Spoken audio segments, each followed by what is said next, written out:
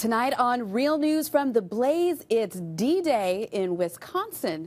Or, Buck, is it our day? What do we know? It's a knockdown, drag-out fight, Amy. Everything that we've seen so far indicates that there's going to be high turnout. There are already accusations of voter fraud and dirty tricks flying all over the place. I mean, it's getting crazy in Wisconsin. We've got a guy reporter on the ground there going to help us figure out exactly what is going on, because we all know this is an epic battle with huge implications. All right, polls close at 8 o'clock in Wisconsin.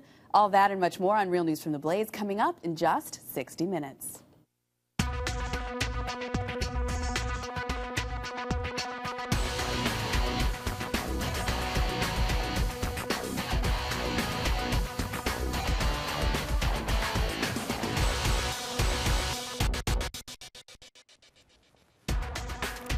Well, hello, America, and welcome to the Glenn Beck program and to GBTV. This is the network that you are building.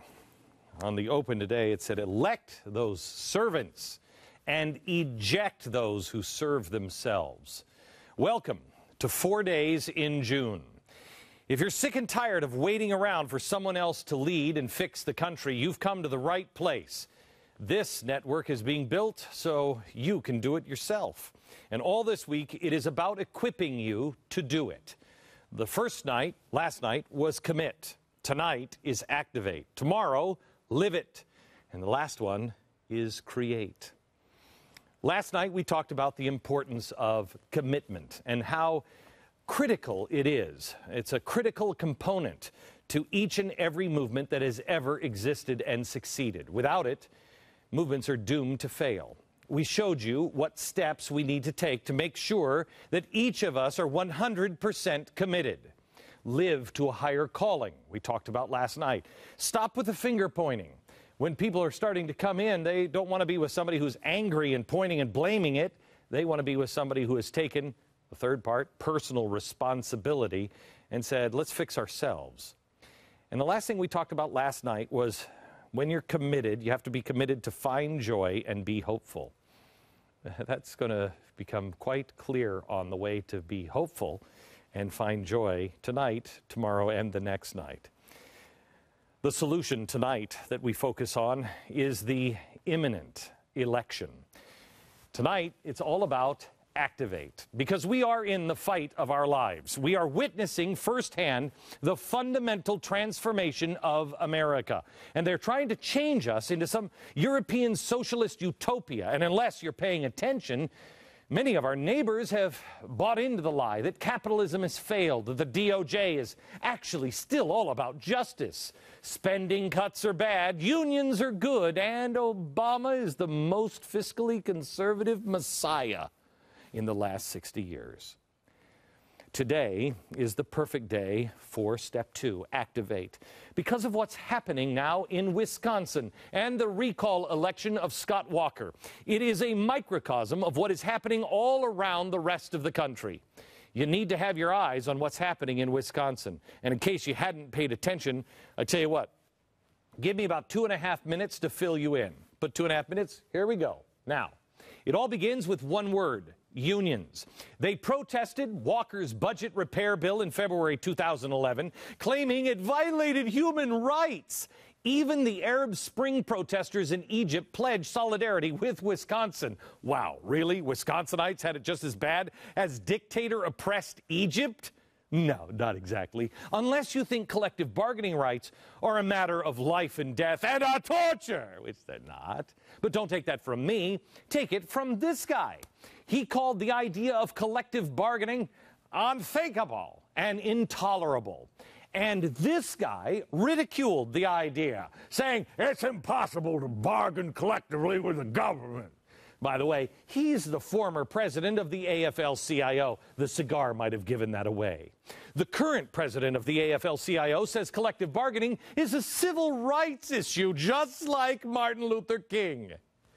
Really? That? Against unions negotiating with politicians about how much taxpayer money they're going to take? Oh, the similarities are striking. Sort of like the similarities between, let's say, me and this guy. You can't even tell us apart.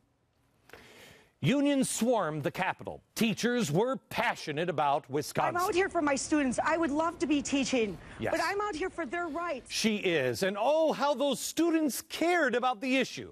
We're trying to stop whatever this dude is doing. Yes, whatever it is. And so they stayed and protested. Doctors wrote false sick notes so teachers could attend and not be punished. 14 Democrats childishly fled the state and hid in an undisclosed location, thus holding up the vote. Yet, the press repeatedly vilified Walker and lionized the unions and the Democrats. There's a war brewing, folks.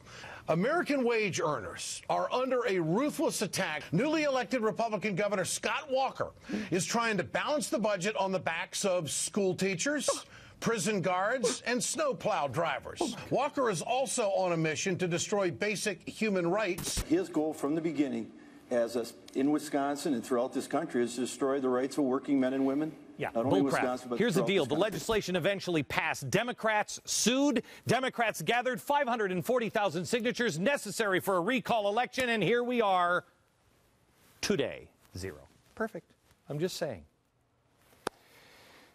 They're voting now to save union roles. I mean, to save human rights. Yeah. It's been so horrible, the evil and the evilness of the evil Walker budget. Once that evil thing had passed, evil now is on track for a $154 million budget surplus. Wait a minute. When he started, they had a deficit of $3.6 billion, a deficit. He saved over $1 billion of hard-earned money. He increased hiring and business rankings. The national unemployment rate, by the way, is 8.2%. Wisconsin, it's horrible, 6.8. So what's the rub? Here it is. Since the law passed, public union membership has dropped from 62,818 in March 2011 to now just 28,745 in February of 2012. You see, what this is all about union membership drying up. And so they're blaming Scott Walker and comparing it to Martin Luther King. It's obscene. The budget ended automatic collection of union dues. Now, people have a choice. Do I want to be in the union and pay the dues or not? The result? People are choosing not to pay the unions. Funny. Unions never talk about the human right not to have to pay a union if you don't want to. That's why they've put $63 million into this recall election, most of it coming from out-of-state sources. Now, why would out-of-staters care so much about Wisconsin? Because they know the gig is up. It's on the verge of being up nationwide. Bill Clinton warned of the Republican message that'll come in a couple of days if Walker wins. He got it a little bit right. I can just hear it now, Wednesday. All those people that poured all this money into Wisconsin, if you don't show up and vote, will say, see, we got them now. We're finally going to break every union in America. We're going to break every government in America. We're going to stop worrying about the middle class. We don't give a rip whether poor people get to work their way into it. We got our way now. We got it all. Right. Divide and conquer works. Here's the deal. He's right. The first part, he's absolutely right. If he wins, it'll be like, remember in Star Wars? Yeah, remember when they're like, turn on the Death Star. No, don't do it, don't do it. Powering up, and the galaxy. I feel a disturbance in the Force. That's what we'll be saying on Wednesday. I feel a disturbance. It's like 1,000 union members all crying out at once. If the unions go down in Wisconsin, it will break their backs. Now, I could do more than just the Star Wars thing. We could go to Titanic if you'd like to see. I mean, in case that's not clear enough for you. Or, of course, you could do more than just Titanic. You could do, this is the part where the guy's face melts. Do you remember that? And the car is coming off the cliff. And, watch this one down here. This is great. This is like the hello, Wisconsin unions. Now, on a cautionary note, you never want to wound an angry bear. The unions, if Walker wins tonight, will not be done. They will be wounded. They will double their efforts. And you know what that means. Expect more thuggery. It's already started. In Wisconsin, unions are intimidating people in their own neighborhoods by sending threatening email. They sent this list out. This is amazing. Dear registered voter, who votes is public record. It's of people in your neighborhood that didn't vote. We're sending this mailing to you and your neighbors to publicize who does and doesn't vote. Do your civic duty, vote. The only thing missing in this letter, honestly, is the horse head. It really is. Then they also put this letter out in windows of stores. Any store. They said they were going to boycott the local businesses who failed to place a sticker of support for the unions in their window of their shop. And they boycotted those stores. It's only a matter of time before Trump shows up at the door, you know. I got a little problem with you. With the baseball bat. Here's the, I'm sorry. Here's the real question. The real question tonight is, can money, labor unions, intimidation, and lies beat the truth? The answer? Yes. Yes. But only if good men do nothing. Only if we are not activating ourselves. And it starts with making sure that you vote, because every vote does count. Let me demonstrate, and I want you to remember these numbers. This is quite stunning. I can't get into the details of this because it's proprietary information, but I will tell you that in one battleground state during the last election, and this is just one, 41,000 people wrote checks to a candidate for the GOP. 41,000 people in one state took the time to write a check to the GOP. Now, out of those 41,000 people that were so involved, they actually gave money. How many of those people were not registered to vote? This boggled my mind. 19,000. Another piece of information, in one of the most influential constitutional rights organizations in America today, 30% of its members are not registered to vote. And if I told you the name of this organization, you wouldn't believe me. You'd say, that's impossible. 30%. Even the organization, when they found out, were stunned. Several similar groups are all reporting the same thing. About 20 to 30% of all conservative groups are not registered to vote. What? The baseline number is all Americans. 14% of all Americans believe that they're registered to vote, but they're not. That's 33 million people who could show up at the poll with looking for their name, and their name won't be on the roll. Now, here's what this means. This is how critical this is. In the 2000 election in Florida, Bush won, do you remember, by 537 votes. That's a 0.009% difference. In New Mexico, the difference was 363 votes. In 2008, North Carolina, Obama won by 13,692 votes. That's a 0.32% margin. Indiana, Obama won by 26,163 votes, a 1% margin. If we had 10% of the 30% of these organizations that are conservatives that would be registered to vote, it wouldn't even be close. If we just made sure everybody in our church, everybody on our email list, all of our friends and our family, it wouldn't be close. And this election, we cannot repeat the hanging chads. You remember that? Oh, yeah, let me see. What was their intent? How much pressure did they put? People were staring at ballots and trying to figure out what the intent of the voter was. You had dolts coming forward saying, you know, that Chad, that person that pushed that one, I meant to vote for Gore, but accidentally voted for Bush. Oh, my gosh. It was bad then, but we are much, much more fractured now than we were at the time of the 2000 election. We cannot afford a repeat. if Wisconsin is close tonight, the DOJ says, don't worry, we're going to step in and oversee it. We're there. Oh, I feel so much better. If only we could get the Black Panthers to bring their billy clubs and snappy uniforms to the polls, we could really ensure fairness. Oh, and in Wisconsin, if it is close tonight, the Secretary of State comes in to be the final arbiter. Yeah, because this Secretary of State was put in by George Soros, part of the SOS project. And who is the Secretary of State in Wisconsin? That guy. That's Doug LaFollette. He's perfect for the job. This is his great-great-grandfather. His great-great-grandfather and Fighting Bob LaFollette, they were brothers. Fighting Bob, one of the leaders in the early progressive movement, and he was so progressive that he ran against Teddy Roosevelt in the 1912 election.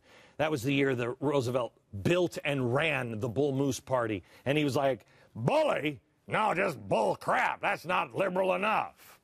This guy was to the left of the extreme left. So if it's close, this guy's relative gets to say, oh, I'm going to be fair, I'll tell you. Forget about it, huh? So today I want to give you a tactile way to actually be involved that will flip these close numbers into a mandate. It can be done, and you are the person to do it. You're the key. You just have to be activated after you've committed. Here's how it works. Step 2 tonight, activate day 2. I want you to go, we've partnered with David Barton's Wall Builders, and they have put together a website that helps you find out if you and your friends and family are registered to vote. It's actually quite addicting. We passed on some technology that could have done exactly what the labor unions were doing, and it was fantastic. It really was. It was tempting. It was the most tempting thing I've ever. It was an ethical question, and I'm like, yeah, but it's being used against us. I wouldn't want it to be used against me. So we passed, and we thought, if we want divine providence, we have to do it right. So Wall Builders built this. It's a voter lookup. And here's what I want you to take away from this program today. I want you to go to glennbeck.com right now, and I want you to click the number 2 on the front page. There it is, activate. You click, and it'll give you these options. I want to make sure I'm registered to vote and adopt a schlub friend. To make sure first you're registered to vote. Remember, 33 million of us here in America think we are, but we're not. It's easy to do. All you do is you type your name, first and last name, and your city and state and your zip code in there. And then, you find out if you're registered to vote. We did it. In fact, they're doing it now in the control room. Put my name, Glenn Beck, Dallas, Texas, y'all. And then you, I agree, you hit search, and you look it up. And it shows, oops, nope. We did not find an exact match for Glenn Beck in Dallas, Texas. Okay, so then what? Well, if you're not registered, then what you do is you print the form, and it will give you the form to complete the process. You complete the form, and you send it in. Then you're registered. Now, this also said, I want to adopt a schlub friend. How many of us have a schlub friend? You know what I mean?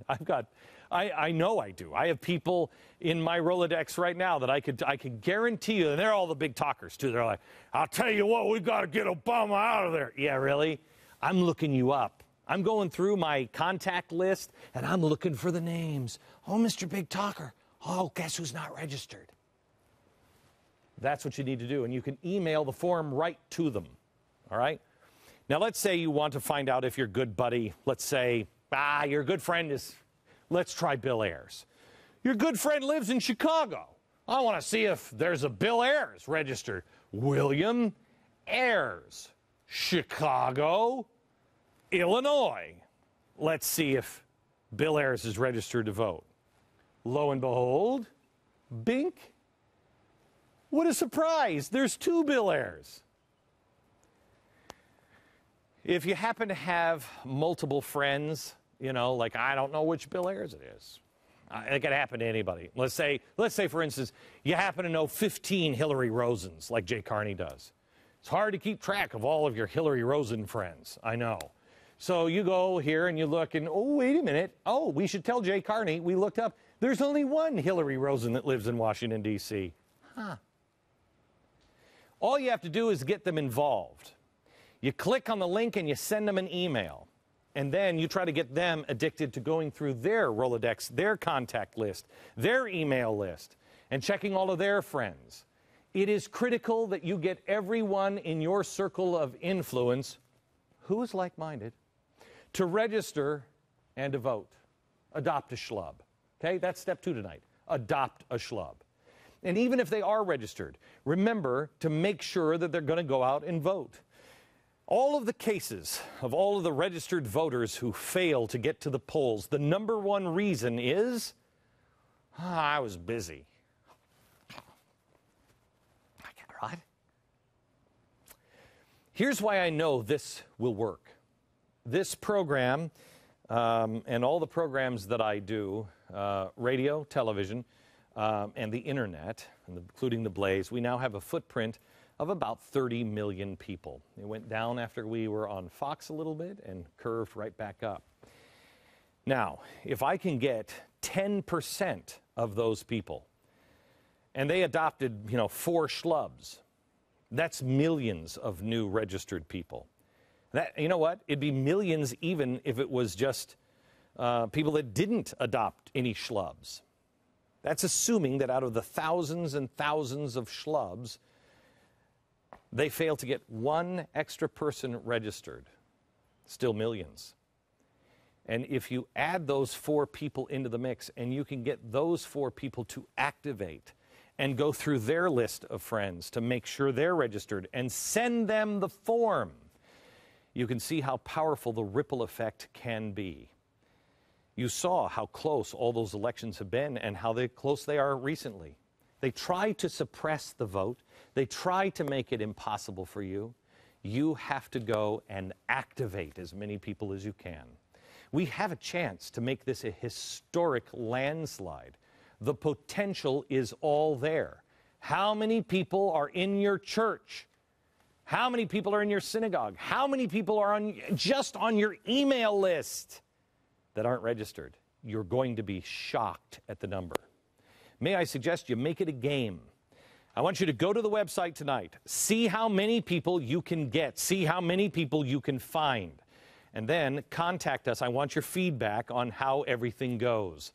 Everything changes politically with step 2, but you have to do step 1, commit, and 2, activate yourself and others. Do that today.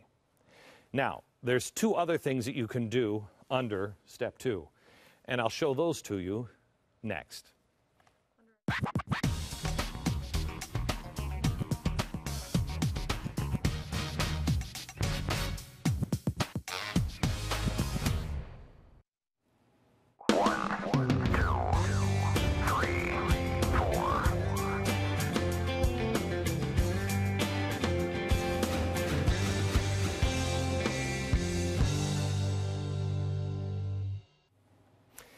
Food insurance is our sponsor this half hour. If you've been thinking that it's time to make sure that your family is ready for whatever may come, this may surprise you. I agree. It is time. I want you to make the call to food insurance at 866-9-GOT-FOOD. I don't know if you've been watching.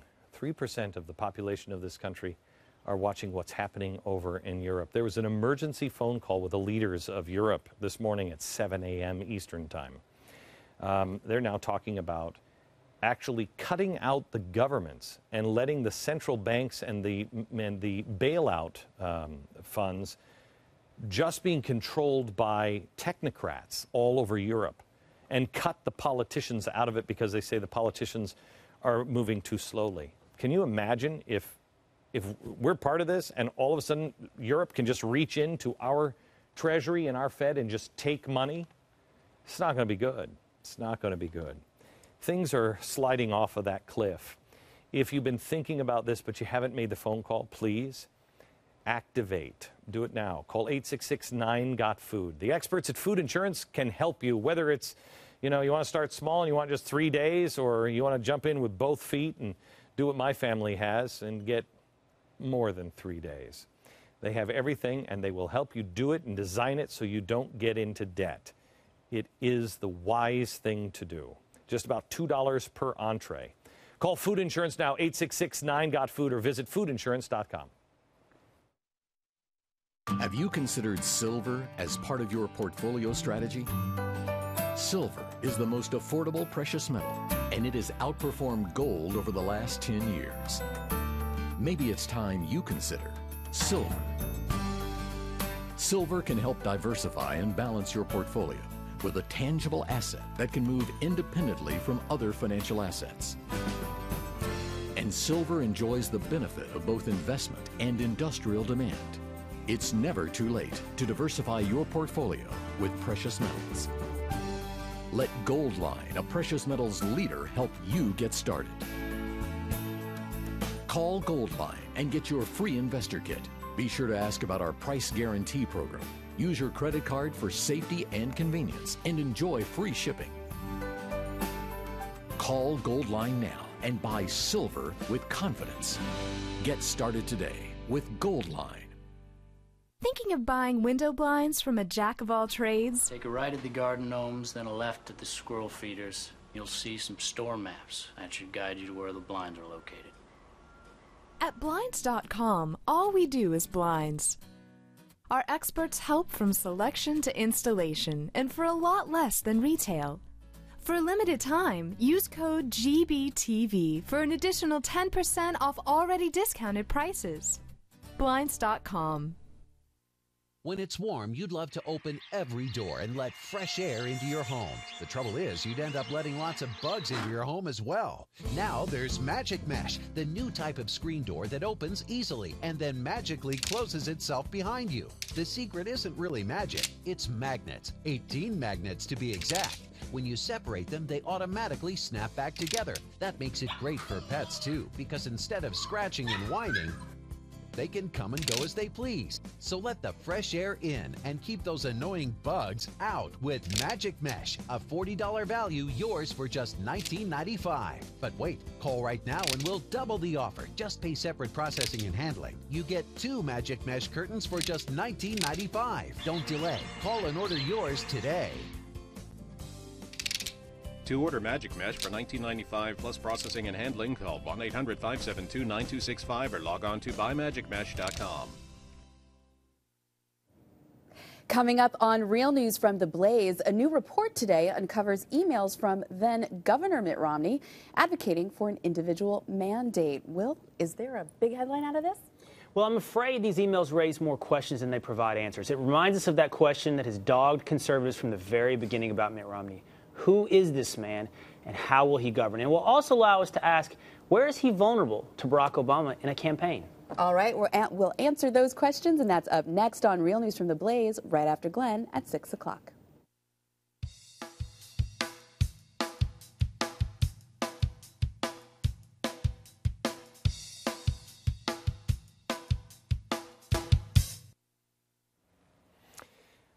Finally, GBTV is a verb.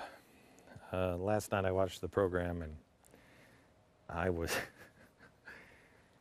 like, you know what, I don't know if this is going to make any difference at all. Last night was a tough show for me because we've gone over those things that we went over last night before. And only in the end will you understand. Another Star Wars reference. Anyway,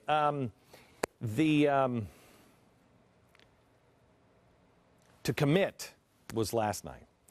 Tonight, I hope that you see that there is a real plan here, providing you with opportunities to, 1, commit, and then 2, activate. Tomorrow and the next night, I think you're really going to see, you'll see this thing open up. A few months ago, I went to Italy for a meeting. It was in the Vatican.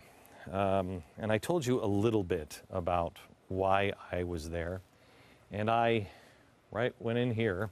Glenn Beck and Freedom Works and Mercury One welcome you to this meeting. See this guy right here in the blue, the powder blue outfit. It's like a velour outfit.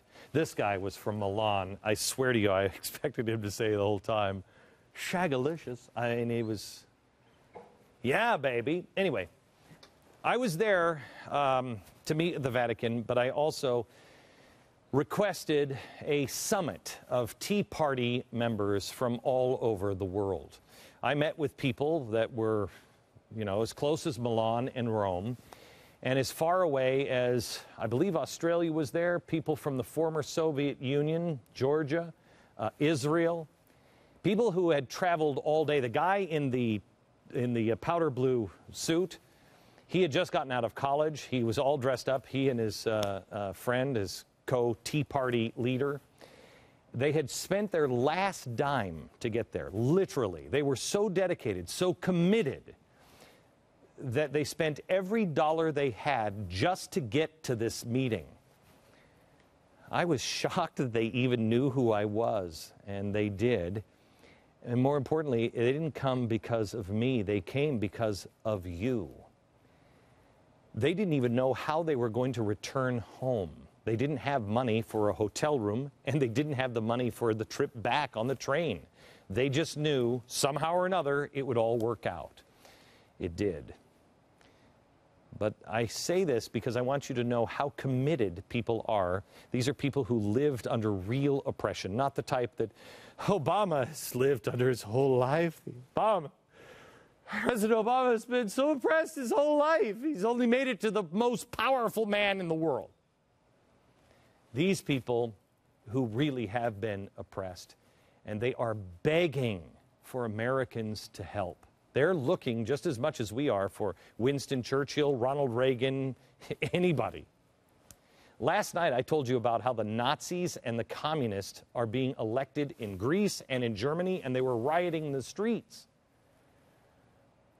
The people over in Europe know what's coming just like you do, but they're on the front lines and they need our help. That's why now, more than ever, it is time for Americans, the people who delivered chocolate bars to people who were oppressed and starving, to provide hope again. We can't send them chocolate bars. But major donors have paid for these guys to come over. Some of them, the guy in the powder blue suit, I bet he's going to be in that same powder blue suit. He's coming to Dallas this summer, along with 1,000 other people. We know how we feel about America, but our country has really gotten battered in the last 10 years in the PR department. In the last 4 years, it's really been ugly. If you want to repair our country's image, it is not going to come from the clowns in Washington. It is going to come from the good, decent people of America. There are two events that are happening here in Dallas next month that I want you to know about. They lead up to Saturday's Restoring Love event, which is happening at Dallas Cowboy Stadium. I want you to go to glennbeck.com right now. You select Day 2, Activate Again. When you select, you can register to vote right there, adopt a schlub friend. Then the second choice is I commit to registering 4 schlub friends. And then the third one is this. It allows you to commit to be at Free Pack's Global Tea Party event, July 26. If you really want to restore our country's freedom and be a beacon of hope, go to glennbeck.com and click on this option under the number 2. Our friends at FreedomWorks will be hosting it at the American Airlines Center here in Dallas, Texas. It is an opportunity for you to learn. It is not a partisan event. They won't be pushing the party line on you. They hate both parties equally, as do you, most likely, and me. But what they will do is arm you with information and tools. And you're going to hear from some of the biggest names in politics. We can't announce them just yet, but you will want to hear them and learn from them. You will also meet 20,000 like-minded people from all over the country, people who are dedicated to restoring our nation and man's freedom all over the globe. Also, the second event you can sign up for on glennbeck.com under clicking that number 2, Activate. You scroll down, and the other choice there is Constitutional Conference. This one is hosted at by our friends at the Academy for Constitutional Education. You can sign up there for classes that will teach you how to understand your rights in the way our founding fathers intended. You can bring your kids, you can bring everyone. Experts like David Barton are going to be there to arm you with information in a way unlike anybody's armed you before. Bring your entire family, bring your friends, bring your tea parties. Make sure you're there. 912 Project. Have you let everybody know? Have you activated? Be sure you hold your elected representatives accountable. But you can't really do that if you really don't know it. During this week, you're also going to meet a group of fantastic people. You're not only going to meet all kinds of new friends from all over the world and provide hope, but you're also going to meet some of the greatest minds around and some heroes. You're going to meet that week former Navy SEAL Marcus Luttrell is going to be there. Lieutenant Colonel Oliver North will be there. And New York Times best-selling author Brad Thor will be there. The Restore America Constitutional Conference will give you the education. Free Pack will provide you with the tools, and Restoring Love adds the heart to it that we all need to be able to make a lasting global difference. This is a historic event. More to follow. But may I recommend you activate and activate all of your friends and family now. That is step 2. Activate. Do it now at glennbeck.com.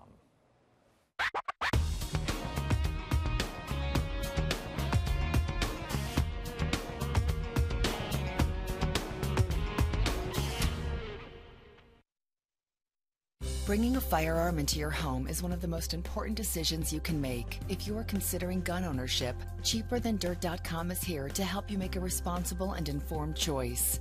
We understand it is a personal decision how you choose to protect your family. We offer thousands of choices of firearms, ammunition, and accessories to suit your individual needs. Be responsible, be proactive, and exercise your Second Amendment right. Find us online at CheaperThanDirt.com. That's CheaperThanDirt.com. The TRS Files, True Tax Resolution Stories. Hi, I'm Stuart B. I'm in the insurance industry, and I'm from Southern California. I faced a potential liability of $106,000. Tax resolution services settled for $9,200. If you owe the IRS over $20,000 or more in back taxes, have unfiled returns, or are under audit, call Tax Resolution Services now, 888-7804-TAX, or visit taxresolution.com/GBTV. Okay, so has anybody actually started saving for college yet? Oh, not me. No, you got time. Oh, no, we actually started. You have? Really? Mm-hmm. Sure. We figure you start saving a little now, or you'll borrow a lot later on. Yeah, but how did you even know where to start? Oh, I found out about the Gerber Life College Plan. Call now for free information on the Gerber Life College Plan. It's easy. It's pretty much worry-free. Well, how could it be worry-free? What if something happens with the stock market? No matter what happens, we get guaranteed safe growth. So when she's ready for college, the money will be there. And it doesn't take a lot of money to get started. For as little as $10 a week, you can start saving for college and get guaranteed growth. Just call now. Oh, it's a life insurance policy, too. Oh, that's different. And if she decides not to go to college, there's no penalty, so she can use the money for anything. We've got to get started. Yes, we do, because you're going to college. Call 1-800-892-3073 for your free information. That's 1-800-892-3073. I live alone, so when I slipped and fell in the kitchen last month and couldn't get to a phone, that's when I knew I needed Life Alert. With just one press of this button, I'm connected to the Life Alert Center, where I can get the help I need, even when I cannot reach a phone. With Life Alert, I'm never alone. Call 1-800-996-6392 for your free Life Alert brochure. That's 1-800-996-6392. Call today. There's a story on theblaze.com today about Van Jones. We have some exclusive video on him that is really quite amazing. He is really doing exactly what we said he was doing, and he's about to unveil it. He talks a little bit about there is no progressive economic club. There's no, there's nothing about the economy. He dismisses the Center for American Progress and all of those lefty organizations. But he is trying now to imitate the Tea Party. The left and the media need you to believe that the Tea Party is extreme, that they're irrelevant, that they were hateful, that they are awful and atrocious. Why? Because the Tea Party was occupying the space that they wanted to occupy. They needed to push us out. They never saw that coming. But as I believe we will see tonight in Wisconsin, it's not irrelevant. If you think so, ask Senator Orrin Hatch if he believes it's irrelevant. For 36 years, this man has been making decisions in Washington. He's a good man. He's not the conservative he used to be. And I don't think you can last in Washington. I really don't. There's nothing against him personally. They're all like this. You lose your way somewhere along the way. Now, Hatch has barely missed getting 60% of the party's vote, and I'm talking fractions of a point that he missed that were needed to secure the GOP nomination. So now, this 78-year-old Hatch is going to have to face a former state senator who is 40 years younger in a primary vote later this month. Tea Party and Libertarians and Freedom Works has been doing its homework, and homework on all kinds of candidates. Hatch is one of them. It has spent $700,000 on ads questioning Hatch's voting record. He loves earmarks. He voted to support the Bridge to Nowhere, which had 6,500 earmarks in it. He supported the $700 billion TARP bailout and the government's takeover of Fannie and Freddie and GM, just to name a few. So it makes sense when you hear what Orrin Hatch had to say about libertarians and small government people. Give me a break. These people are not conservatives. They're not Republicans. They're radical libertarians, and I'm doggone offended by it. I despise these people, and I'm not the type of guy you come in and dump on without getting punched in the mouth. He despises them. Those are his own words. Now, why wouldn't small government libertarians want to vote for him? Moving on, I bet Dick Lugar doesn't think that the Tea Party and 9/12 Project and libertarians are irrelevant. Last month, Indiana voters turned their backs on the 6th-term representative instead of throwing their support behind, a Tea Party candidate on the state's GOP primary. They did that instead of this. After he lost, Lugar said, "Hoosiers deserve the best representation possible," and he's right. And the people in Indiana recognize that while he might have been that guy a long time ago, he no longer is. Right here in Texas, it's happening again. The very well-known lieutenant governor finds himself in a runoff with a Tea Party and Freedom Works favorite, Ted Cruz. It's time to shake things up. It's time to get new blood in Washington. Your voice matters. The Tea Party, Freedom Works, the 9/12 Project, they are significant players. And here's what's best about them. We were all marching in the streets because we thought that would make a difference. But it did, but we were at the beginning. Now we get it. Look, we're entrepreneurs. We have to use our time the most effectively. And look at the changes you are making. The election now is 5 months away. This season's races are just heating up. And it is not just about the presidential election. Your vote counts on all races nationwide, state, all races on the local level. But it's also about educating yourself. Education is important. That's where the 9/12 Project comes in. If you don't belong to a Tea Party, if you don't belong to Freedom Works, if you don't belong to the 9/12 Project, I ask you to do that tonight. If you don't know how to join one, we made it easy for you. Activate. Go to glennbeck.com. Choose the number 2. Activate. When you get there, you go to the 4th choice there, and you can join a team, a 9/12 group, Freedom Works, Tea Party, and get involved. This is where you can find a list of local projects. Sign up for one today and activate. You will be the key.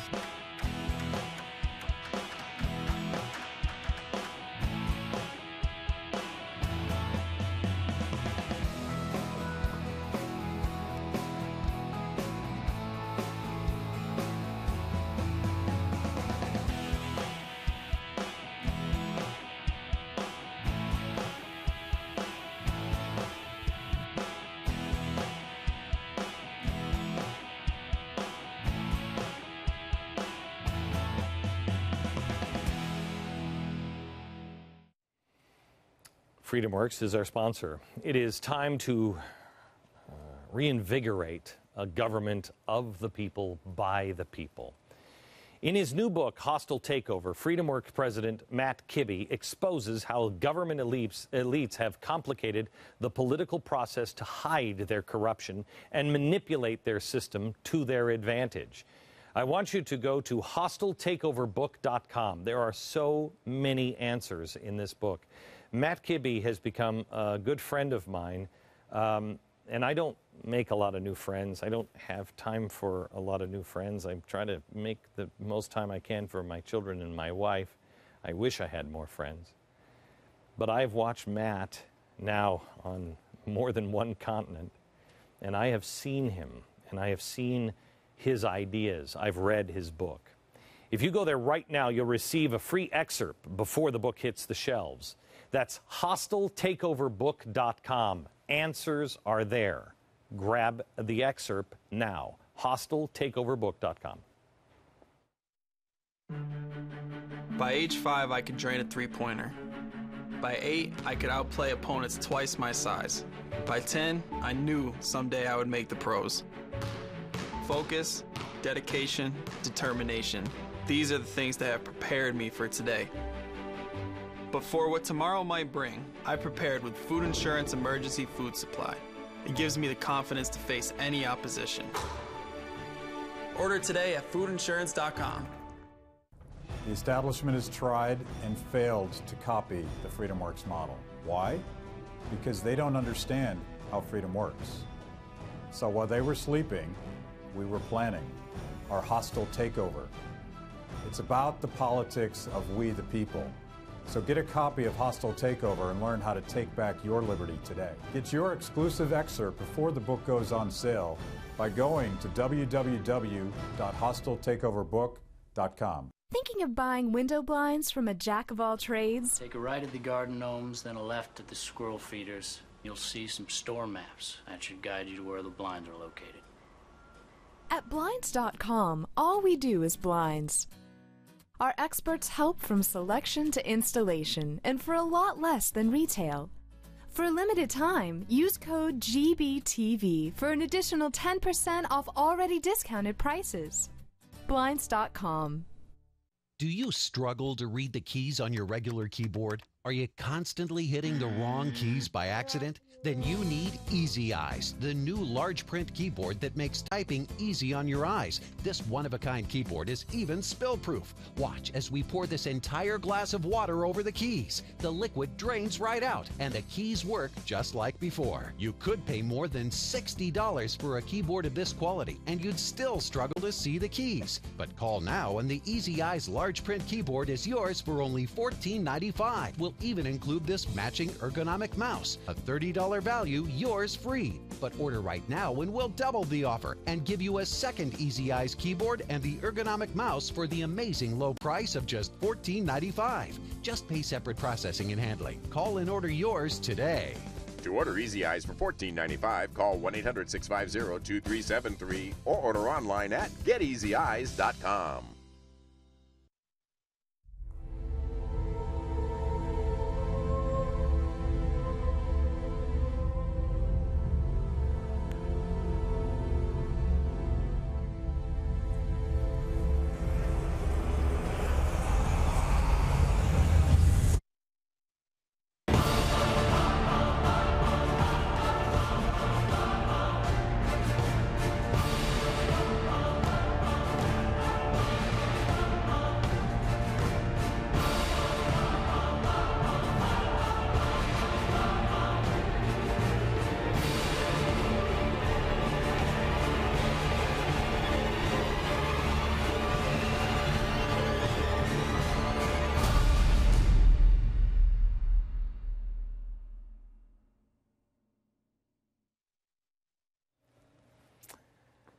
I tell you, if you haven't seen the BS of A lately, you're missing an awful lot. The network that you are helping us build is coming along nicely. And we sure appreciate you being one of the founding members. There's so much that I would love to tell you about what we're working on for the grand future. And hopefully by in the next 60 days, hopefully you'll have the full picture. I don't know if I'm going to give you the last piece of this puzzle is a little breathtaking, quite honestly. Even takes my breath away. But we'll take it one day at a time. It's going to be a great summer here at GBTV.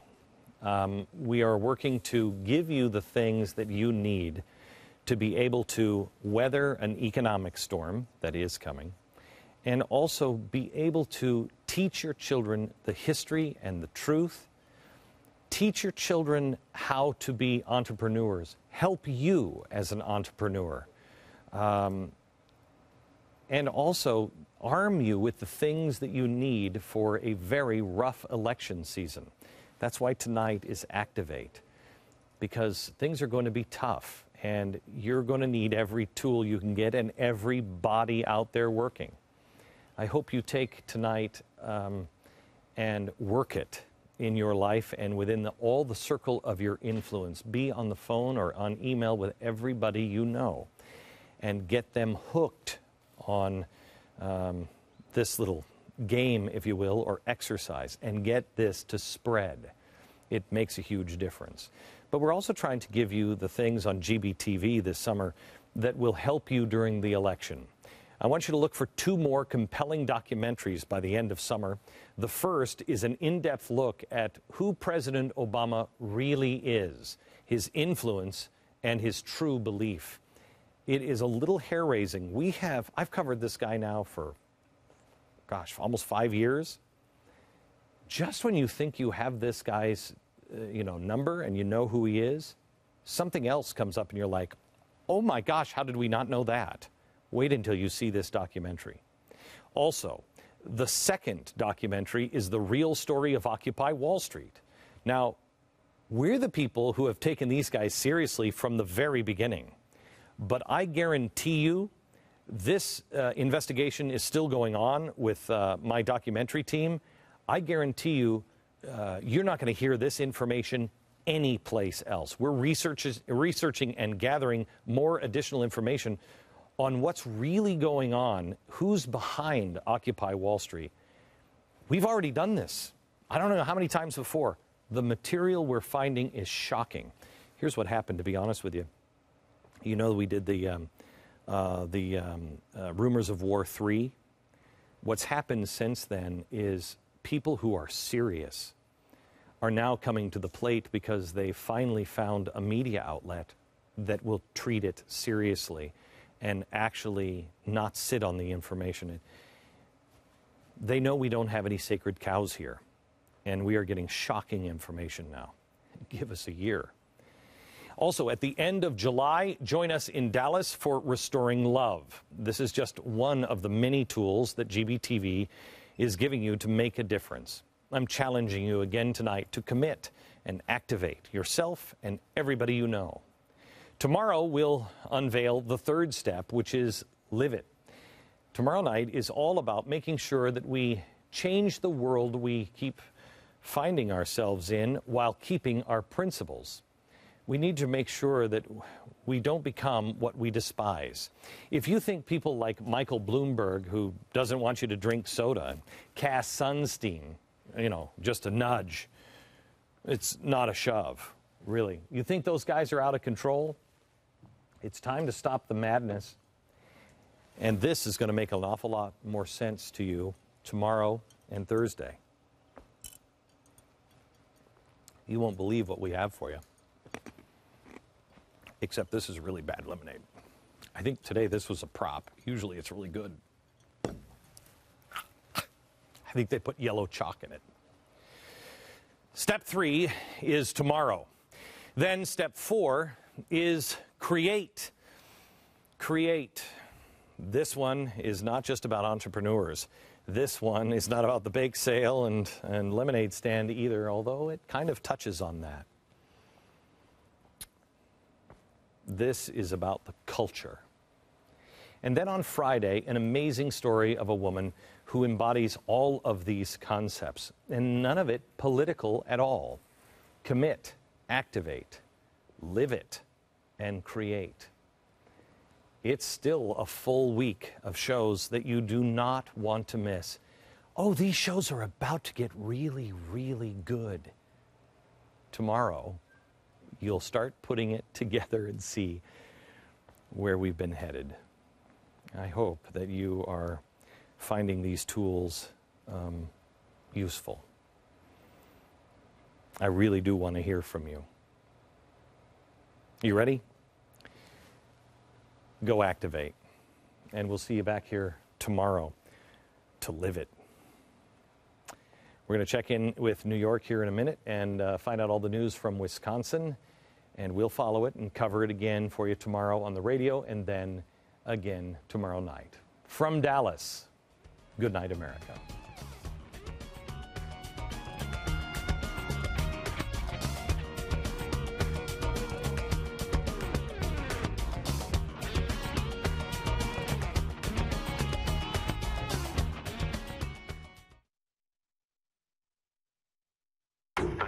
Lives here.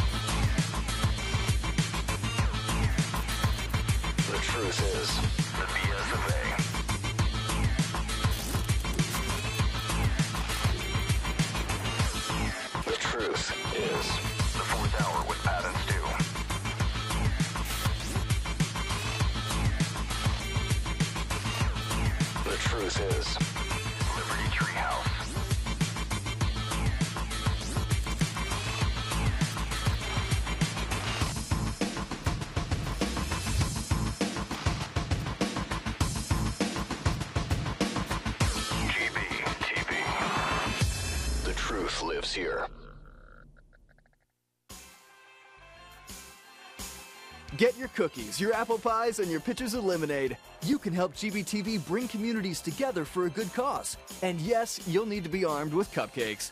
On Wednesday, June 13th, we're calling on 912 groups across the country. Host a bake sale or set up a lemonade stand in your town, and you could help us meet our goal. GBTV will be broadcasting live from the sweet spot that promises the largest turnout. And remember, if Glenn is coming, you're going to need to bake extra cookies. No, really. I'm in. Email us at bakesale@gbtv.com and tell us your plans. Wednesday, June 13th, only on GBTV. 1, 2, 3, 4.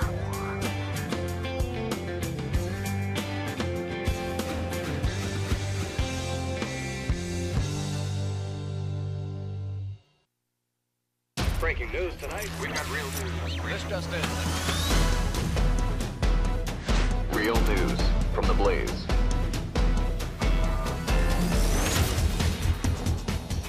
Welcome to Real News, everybody. As you just heard from Glenn, activate is the word of the day. And that's certainly what we're seeing in Wisconsin, where voters in huge numbers have made their way to the polls today to decide whether or not to keep Governor Scott Walker. Well, the governor cast his ballot early this morning in a political battle that has national implications, and it's pitted his fiscal reforms against the influence and dominance of big labor. So, Buck Sexton, get us all off and started tonight. So far, the epic battle is living up to expectations. Looks like there are long lines outside of polling centers. There are already all kinds of reports about voter fraud and accusations about dirty tricks abounding. But those are just accusations, and a lot of stuff flies around the internet. So I really think we should get to a guy on the ground to tell us exactly what is going on in Wisconsin. So we have Christian Schneider. He's a columnist for the Milwaukee Journal-Sentinel. Christian, thank you so much for joining us. We want to know what is going on. What are you seeing? Do you have some exit polls to share with us? I mean, let's get the early word out. What do you know? We literally just have exit polls flowing in as I'm sitting right here. We see that of about, you have to take exit polls with a grain of salt, but we have about 50% of the people in favor of unionization and about 50% against. They're showing that about 88% of the people voting today made up their mind who they were going to vote for before May even started. So you've seen tens of millions of dollars being spent on this recall election to affect essentially just a sliver of the electorate, it looks like. So can you confirm some of those reports at all about long lines outside of polling centers? Some people are saying that there's a 30 or 45-minute wait, you know, in terms of this being a sign of a major turnout in Wisconsin and how that could affect things. And are you seeing any other atmospherics that are sort of noteworthy to give us an early sense of where you think this thing is going? It does really look like that across the state there's heavy turnout. The conventional wisdom was always that if there were heavy turnout, it tends to be in the big cities, in Milwaukee and in Madison, and that would be bad for Scott Walker. But we're seeing numbers in the 70, 75%, all over the state in a lot of the smaller areas, a lot of the more pro-Walker suburban areas. So regardless of how many people turn out, it still could be good for Walker.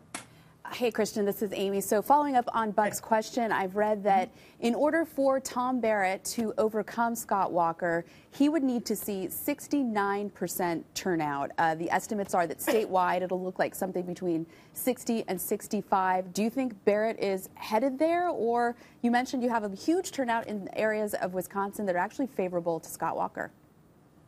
Right. You are seeing some heavy numbers in Madison, especially.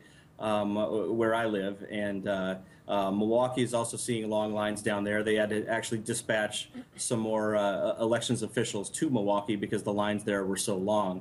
But again, it doesn't look like they're that far out from everywhere else in the state at this point.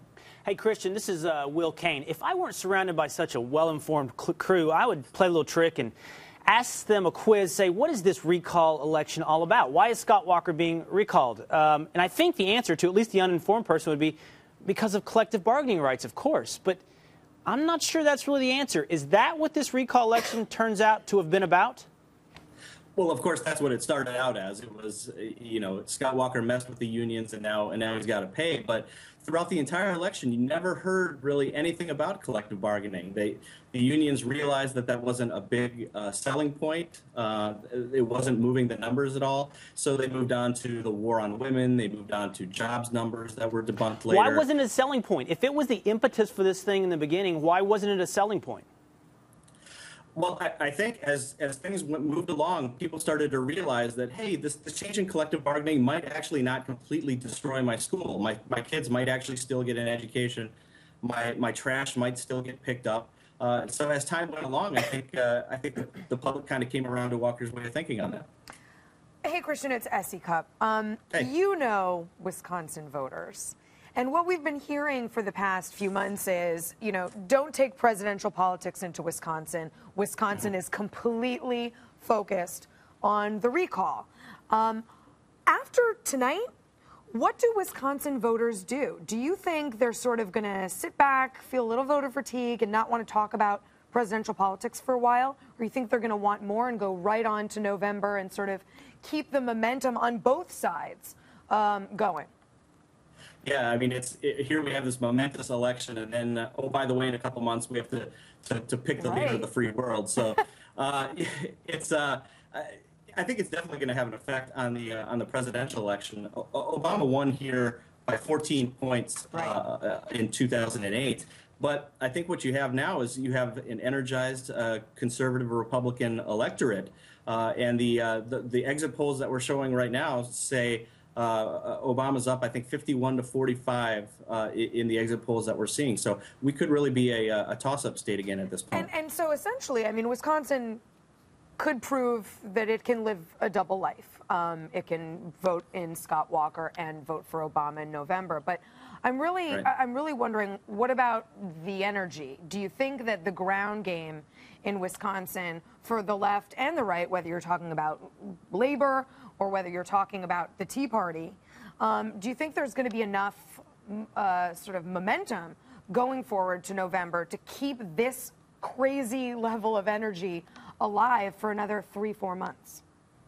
I don't think people here want to see that level of craziness for the next 3 months.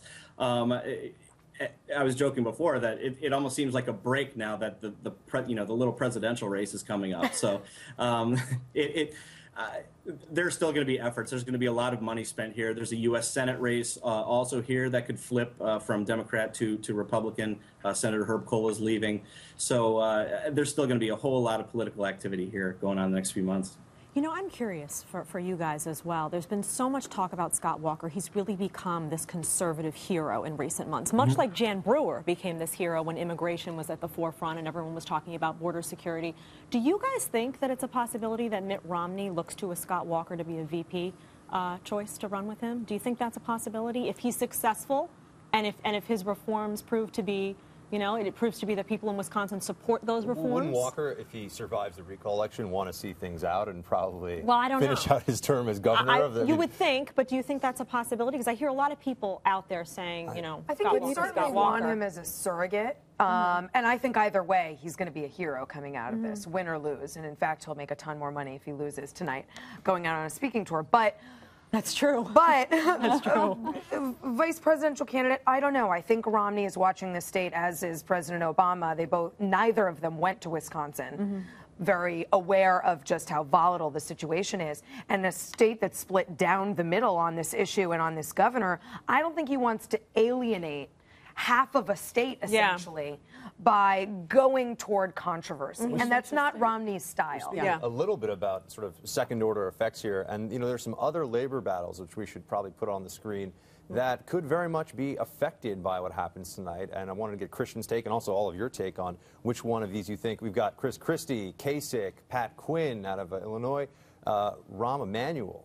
So we've got a whole bunch of folks who are squaring off against labor unions. They obviously are looking at this, but does it matter, or is it too much of a localized issue for them to necessarily be energized and view this as a game changer for them in their home states? Well, that's my question is slightly different, and I'd love to get Christian to weigh in on this, but has the labor issue almost already been won? If we see that the Democrats in Wisconsin have sacrificed what was originally the insemination of this recall effort, the labor issue, the collective bargaining rights of public employees, that has been sacrificed for, I guess, political expediency. They realized it wasn't winning. So we'll move on. We'll move on to other issues. Does that not embolden other governors, like John Kasich in Ohio, to say, regardless of the Walker recall results, this wasn't about the collective bargaining rights. It turns out that wasn't an issue they could win on. They sacrificed it. I'm just wondering if the judgment's not already in on collective bargaining rights and if other governors already might not feel emboldened. Well, if you look at Ohio, actually, where Kasich lost that battle, his state voted 60-something to 30-something against his collective bargaining rights bill about a year ago. I don't know that this is an exportable issue state to state. I really do think it depends on the state. Christian, what do you think about that? Is Wisconsin unique here, or is this kind of a national story that can play out regardless of what happens tonight? I don't think it is unique. I mean, In Ohio, what you had, that was a different situation because you had policemen and firefighters covered under that bill. And so every commercial you saw during that time was, oh my God, my house is going to burn down and there's going to be nobody there to save me. Scott Walker actually exempted those. And plus the Ohio bill was, they voted it out before it even got to take effect. So they didn't really see the benefits that took effect. Yeah, you're right, and those are good distinctions. And I think the larger labor issue and the idea that we need to shrink government, we need to fix our fiscal house, we need to cut corners, make cuts, and that will affect everyone, even public sector employees. I think that is national and exportable, but other states have had varying degrees of success and failures on this issue. There's also sort of an interesting irony here about what if Tom Barrett wins. I mean, all the polls show that he's not going to, but we still don't know. And the former president of SEIU, Andy Stern, he was quoted back in April in Politico as saying that he thinks it's unfortunate that Democrats have turned this into a referendum on it was a referendum, rather, on Scott Walker's policies, and now it's more confused. He thinks it clearly complicates the situation. So if Barrett were to win tonight, would that mean that big labor won? Did Barrett actually get a mandate out of this if he muddied the waters with all these other issues? I think it's a win for a public relations machine. I mean, they've been trying different issues. They've been throwing it at the wall to see what sticks for some time now. And as Will pointed out, they shifted. It's not even about collective bargaining rights. And the numbers speak for themselves when it comes to Barrett. I mean, the fact of the matter is the deficit was, what, $3.6 billion, and now it's $150 million, a huge shift. So, and unemployment is down as well over the same period of time, which is a key issue. Right. No, it's not that big labor wins. It's that big labor was able to convince enough of the people in this instance that even though the numbers are to the contrary, there's still some sort of nebulous principle here that, this is about the working man. This is the ads you see. They got a million plus signatures on a petition to almost oust a sitting governor. They will claim a victory regardless. I think the working man has to pay the property taxes and the income taxes and everything else to pay for these perquisites that these state employees have. There was also a lot of confusion initially, though, with respect to what this collective bargaining stuff was going to do. People were confused. So I think the message across the board is that if you are going to institute these types of reforms, which are bold, really explain to people what they're going to do and what they're not going to do, so that all these fear tactics that flooded in from the left, well, those wouldn't work if you had clearly articulated everything. So I think that would be a lesson moving forward, whether they're successful here or not. And they had just one last question before we go. Given that the Democrats have tried to throw everything up at the wall against Scott Walker, if Barrett is defeated tonight, what does that say about the Democratic slogan moving forward to November 2012? The Democratic Governors Association head, he had tried to put out that they have a more balanced approach, a more pragmatic and practical approach. If that loses tonight, what does that mean for Obama? I think panic sets in. No. I think there's already some panic at the national level because the class warfare rhetoric is not going their way. This would be a very big blow against that as a means of mobilizing an electorate, because if it doesn't work in Wisconsin, if you think it's going to work across the country, I think you're wrong. Very interesting. Thanks, Christian, for joining us tonight. We're going to be following, of course, this recall results. And we've been following it since the beginning. We'll have the fallout of the results tomorrow, but up next, one of the immediate lessons Wisconsin has to teach us, the importance of voter turnout and what that may mean for November. Stay with us.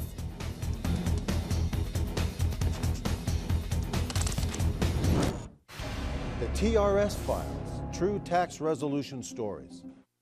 Hi, I'm Stuart B. I'm in the insurance industry, and I'm from Southern California. I faced a potential liability of $106,000. Tax Resolution Services settled for $9,200. If you owe the IRS over $20,000 or more in back taxes, have unfiled returns, or are under audit, call Tax Resolution Services now, 888-7804-TAX, or visit taxresolution.com/GBTV. Thinking of buying window blinds from a jack of all trades? Take a right at the garden gnomes, then a left at the squirrel feeders. You'll see some store maps that should guide you to where the blinds are located. At Blinds.com, all we do is blinds. Our experts help from selection to installation, and for a lot less than retail. For a limited time, use code GBTV for an additional 10% off already discounted prices. Blinds.com. Hello, friend. I'm Pat Boone. Are you dreaming of an ideal retirement? Well, if you're 62 or older, there's a smart and easy way to get the money to make it happen. A reverse mortgage from my friends at Security One Lending, a national leader in reverse mortgages. They can help you turn the equity in your home into tax-free cash. call to get this free, no-obligation information kit, which includes an educational video and the top 10 things to know about reverse mortgages. Why don't you call now? I live alone, so when I slipped and fell in the kitchen last month and couldn't get to a phone, that's when I knew I needed Life Alert. With just one press of this button, I'm connected to the Life Alert Center, where I can get the help I need, even when I cannot reach a phone. With Life Alert, I'm never alone. Call 1-800-996-6392 for your free Life Alert brochure. That's 1-800-996-6392. Call today.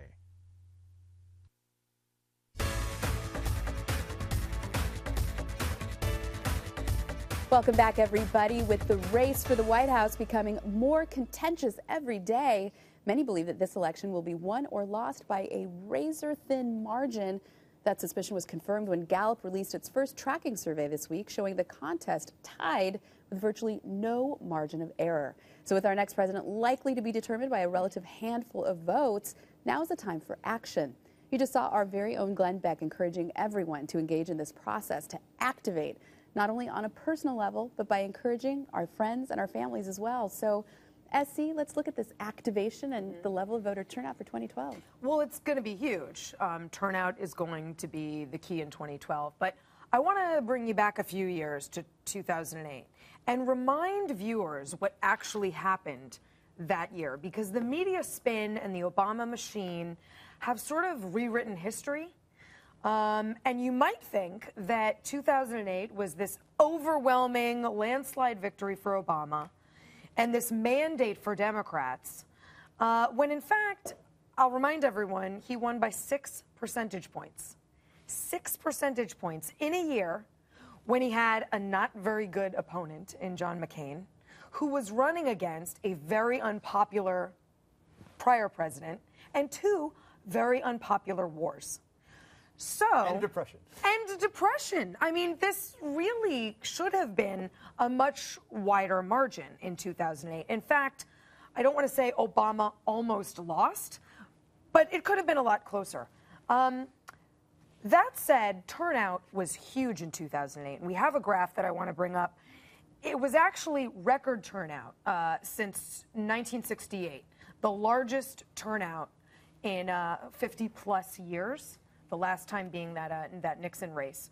And Obama needed this, as we've pointed out, that 6 percentage point margin. He really needed this ground game and the grassroots, get out the vote kind of machine. Without it, again, the race would have actually been a lot closer. So this go-round, I think the Obama campaign is highly, acutely aware of just how close it's going to be this time and how integral the ground game and grassroots organization is going to be. And every indication is that they're well aware. Jim Messina, Obama's campaign guy, was talking earlier about just this. Let's play that. We knew this was going to be a tough race. And we knew that once Mitt Romney locked up the nomination, Republicans would get behind him and this race would be tight, just like we always knew it would be. You know what really matters in a close election? The unprecedented grassroots organizing we're doing every day in states across the country. We're following the strategy we've had since day one, and we can't afford to lose focus on that.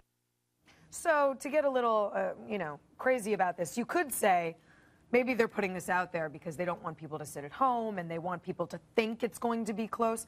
Either way, I think this is an acknowledgement that it's going to be a tougher sell this year. And actually, the Gallup poll, as Amy referenced, backs that up completely, at least if today's any indication. The Gallup poll, let's bring that up, has Mitt Romney and Barack Obama statistically tied at 46%. And that probably isn't going to change much over the course of the next few months. There could be some volatility with the European crisis and another bad jobs report, but it's likely to stay that close for a while. So what can voters do, and what should they be doing? I want to bring in Matt Kibbe. He's the president of FreedomWorks. You've seen him on this program before. Good to see you, Matt. Hey, how's it going?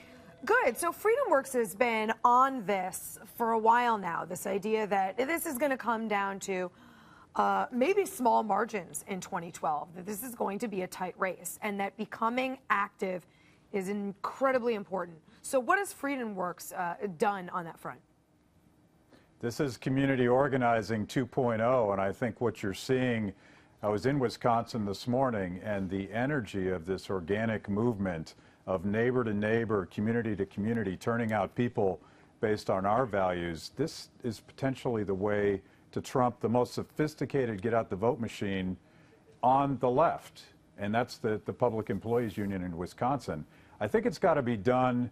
Nothing substitutes for face-to-face, but a lot of this energy that you're seeing emerging on our side of the aisle since 2008, 2009, has been because of things like the ubiquitousness of Facebook and Twitter and the availability of multiple sources of information. So the first thing you got to do is you got to connect, and you got to make sure that your neighbors are connected, and don't let anybody tell you that you can't do this, because this wave, this Tea Party wave that we saw in 2010, these are primarily people that didn't do politics before, they didn't do protesting before, and they're engaging for the first time, and there's just a multitude of things you can do.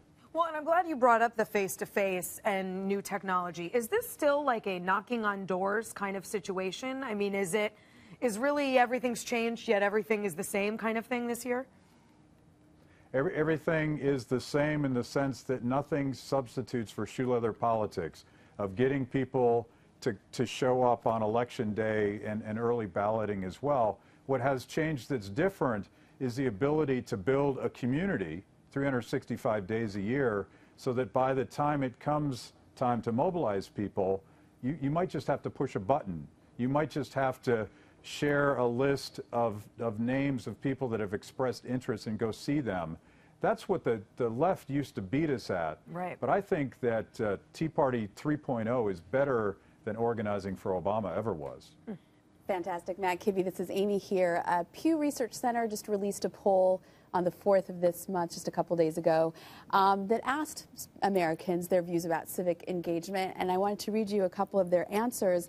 When asked, I feel it's my duty as a citizen to always vote, 90% of people agreed with that. That was huge to me. That was like, nearly 100% believe it's their civic duty to vote. But as SC just showed us, even in the biggest voter turnout in 40 years, only 56.8% did.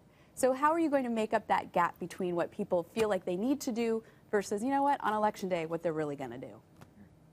Well, everybody thinks that it's more difficult than it is, and obviously people know that they can register and that they can vote, but they think that there's all these barriers to showing up. And if we show up, this lack of voter participation becomes a serious advantage come Election Day. And I think that's the key. We got to show people that there's things they can do. They can watch polls, they can register their neighbors, they can organize online, they can make sure that their neighbors have the information about the candidates. All of these things just involve a commitment to do something every day. You don't have to put your life aside, but you have to commit to fixing your country too.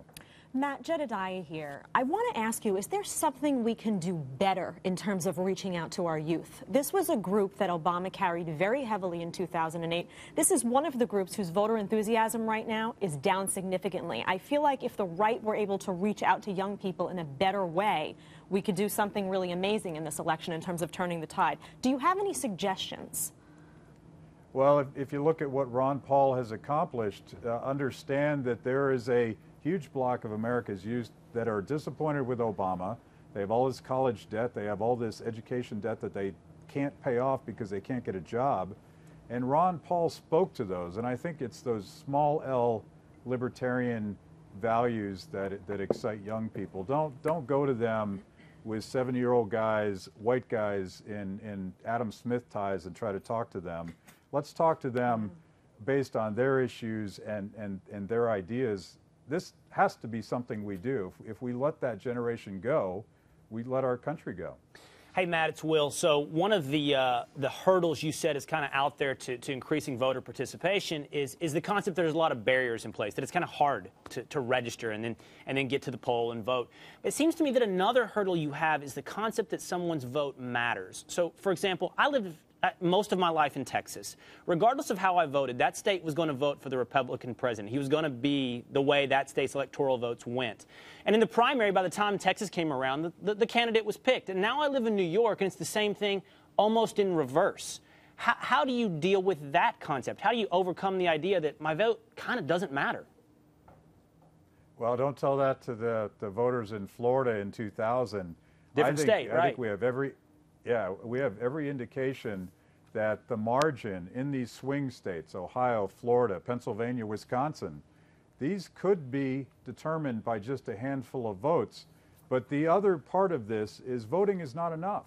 Yes, register to vote. Yes, show up on election day, but engage your neighbors, because if we do that, and if you only have 50+% of the public showing up to vote, your vote matters more, because some people didn't bother to do that. Hey, Matt, it's Buck. I want to ask you, you mentioned Twitter, Facebook, digital organization as a means of getting out the right. Can you give us a sneak peek? Are we expecting major rallies using those tools this summer? I mean, I don't want you to tip your hand too much, but is the Tea Party going to be mobilized this summer using those kinds of tools? Are we going to see more of that action? Because you have a table full of people here that are obviously very involved in that world with Twitter and Facebook and conservatism. But is that going to be a major mobilization tool this summer? I think it is, and I wouldn't look for it so much from the Republican Party, because they're still catching up. They're still getting comfortable with the open-ended, bottom-up nature of these tools. But if you go on Freedom Connector right now, you will see thousands, literally thousands of local and state campaigns that are being organized by activists. And that's a great way to self-select what you want to do. Facebook is the same way. The Tea Party wouldn't exist without Facebook. It wouldn't exist without Twitter. It wouldn't exist with this army of bloggers who scoop mainstream media every time they get the story wrong on the strength of the economy. I think it's all about that stuff. But that's the way you find what you want to do.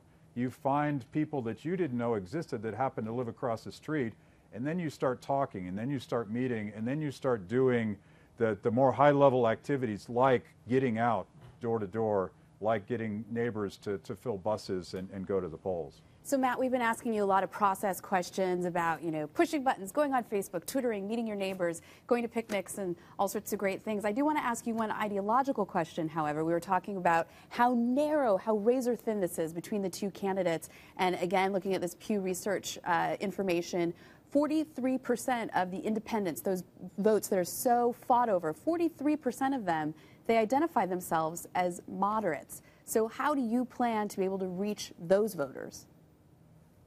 Well, it's interesting, because the issues that are most concerning to the swing vote, the middle voter that is going to determine whether or not a Republican or a Democrat is in the White House, who controls the Senate, those guys are worried about the same things that we are. They're worried about the state of the economy. They think that the size of the budget is a boot on the throat of innovation. They're worried about a government that spends too much money it doesn't have. So it's interesting that the swing voters and Tea Party voters, they're showing up because they're concerned, and because they potentially see a difference between the two parties. That's a mistake Republicans make if they don't offer a real choice in this election. Well, thanks to Matt Kibbe from FreedomWorks, and we'll be checking in with you, I know, a lot over the next few months. Appreciate your work. And I want everyone who's watching to go to wallbuilders.com/vote. You can register to vote. You can find out if you're registered to vote. You can send the link to a friend or 7 friends to get them to register to vote. It's part of this Activate campaign that Glenn is doing, and it's really important, as you've just heard. So go sign up, because we also know that most of you feel guilty when you don't. When we come back, the top 3 stories as determined by you.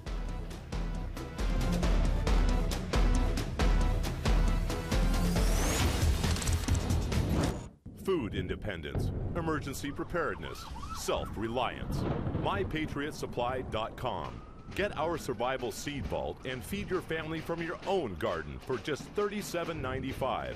Our non-hybrid heirloom seeds are genuinely American, just like you. Your survival needs and survival seeds are at MyPatriotSupply.com. MyPatriotSupply.com. Self-reliance. MyPatriotSupply.com. Tatler Reusable Canning Lids. Family owned since 1976. That's right, Tatler Reusable Canning Lids. Yes, reusable, with a lifetime guarantee. Made in America, BPA free. Tatler Reusable Canning Lids, because those who can, do. Get rid of the disposable lid. Go to reusablecanninglids.com. Tatler Reusable Canning Lids.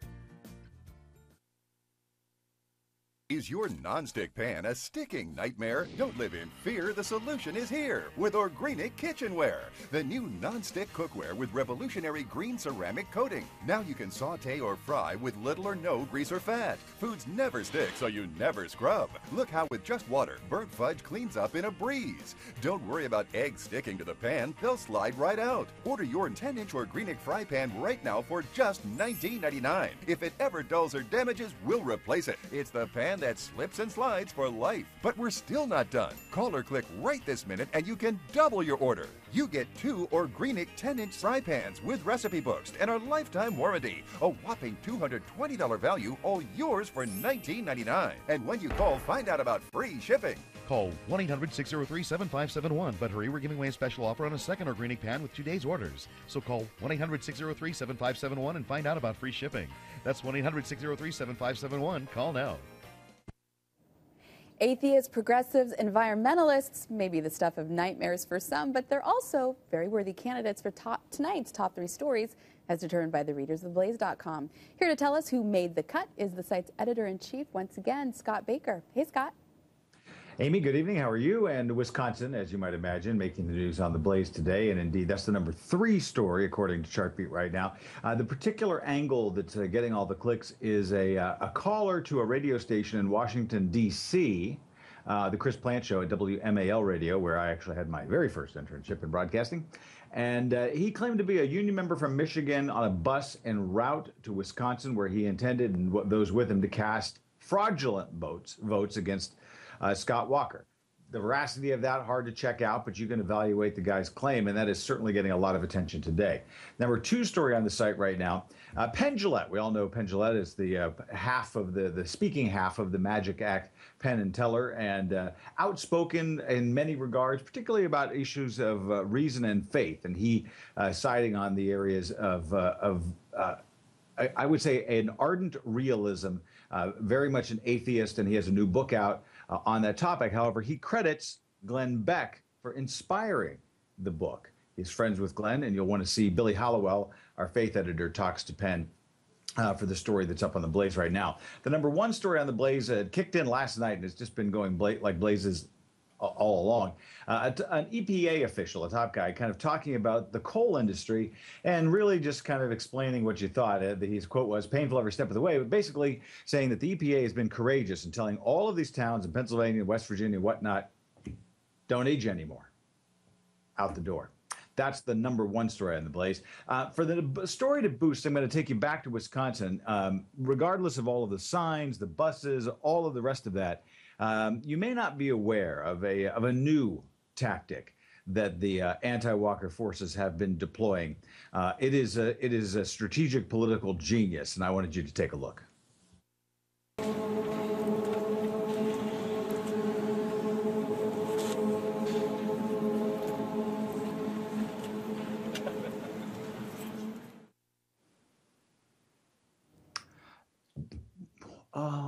That would be oming. Yeah, they're all holding hands and going om. Energy, I guess. We'll see. I think if something happens and the polls turn around and Scott Walker loses here, are we all willing to join hands and om against Obama? I don't know. I don't know, but I think Richard Gere would approve. Hey, Thanks yes, a lot, he probably Scott. would. All right, thank you, Amy. Recently uncovered emails show that Mitt Romney championed an individual health care mandate during his tenure as Massachusetts governor. Do they make him, however, vulnerable to attack? We'll do the betting right after the break.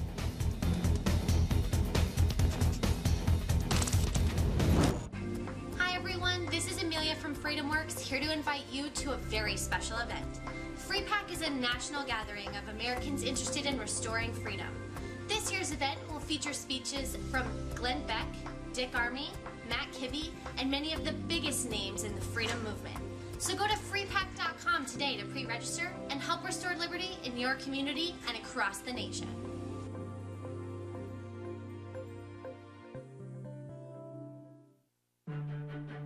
By age 5, I could drain a three-pointer.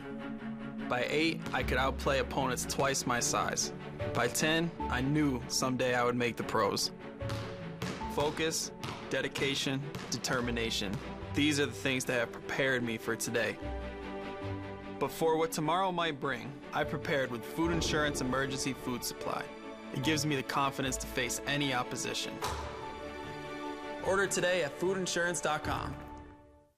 When it's warm, you'd love to open every door and let fresh air into your home. The trouble is, you'd end up letting lots of bugs into your home as well. Now there's Magic Mesh, the new type of screen door that opens easily and then magically closes itself behind you. The secret isn't really magic, it's magnets. 18 magnets to be exact. When you separate them, they automatically snap back together. That makes it great for pets too, because instead of scratching and whining, they can come and go as they please. So let the fresh air in and keep those annoying bugs out with Magic Mesh, a $40 value, yours for just $19.95. But wait, call right now and we'll double the offer. Just pay separate processing and handling. You get 2 Magic Mesh curtains for just $19.95. Don't delay. Call and order yours today. To order Magic Mesh for $19.95 plus processing and handling, call 1-800-572-9265 or log on to buymagicmesh.com. The Obama campaign has shifted tactics and focus once again of its attacks on Governor Mitt Romney, and it's now on his record as the head of the private equity firm Bain Capital, actually shifting from that to his tenure as the governor of Massachusetts, where they feel he'll be more vulnerable.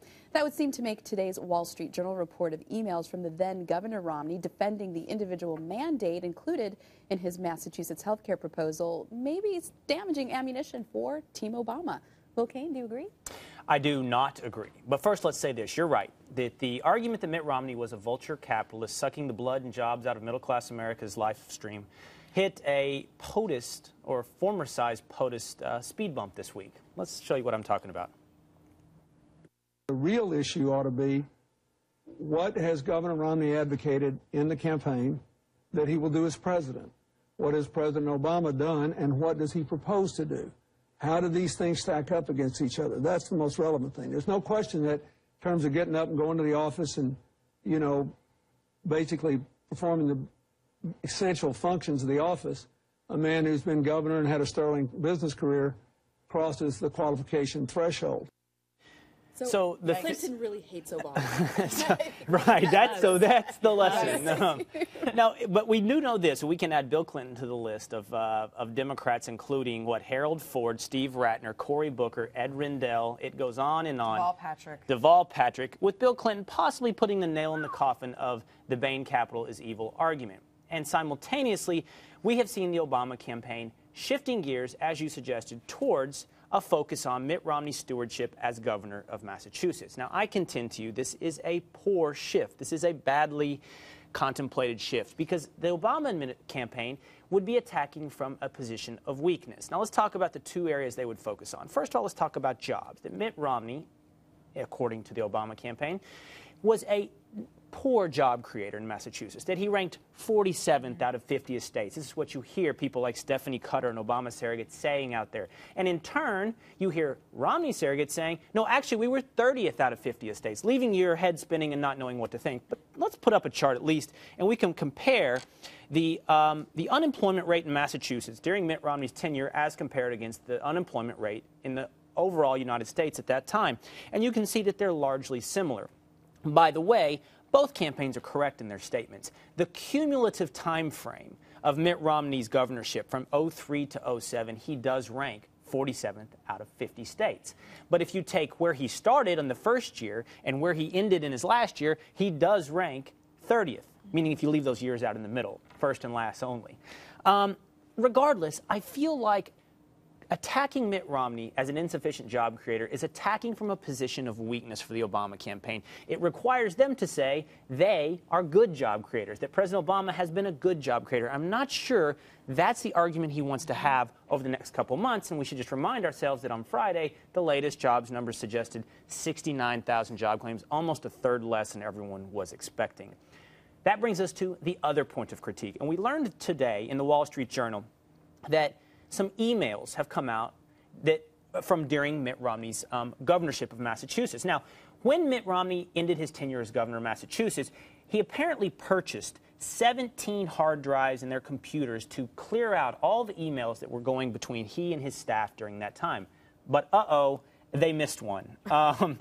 They did miss one guy's computer, and in that guy's computer, we have a cache of emails that suggest Mitt Romney was, as we knew anyway, an advocate for the individual mandate on the state level for his Romney Care health care reform.